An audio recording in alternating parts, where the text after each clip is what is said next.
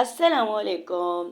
आज हम बहुत ही मज़े का मटर पुलाव बना रहे हैं और मैंने प्याज 2 अदद डाल के इसको लाइट से सुनहरी कलर का कर लिया है और थोड़े से हमने सेपरेट भी कर लिया। अदरक लहसुन और कुछ खड़े मसाले डाल के मैंने अच्छी तरीके से इसको मैंने मैश कर लिया है और जो प्याज मैंने लाइट से किया था उसके अंदर डाल दिया है।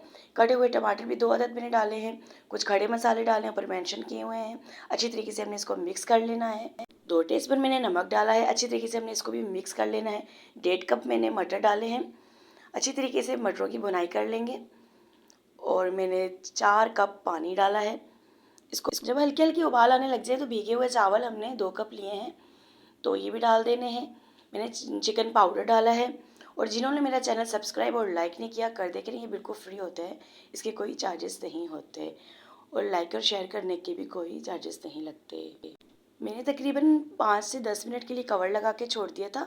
माशाल्लाह देखिए कितने ज़बरदस्त निखरे निखरे चावलों का पुलाव तैयार है। इसको आप रायता और सलाद के साथ सर्व कर सकते हैं। माशाल्लाह ज़बरदस्त हैं। अल्लाह हाफिज़।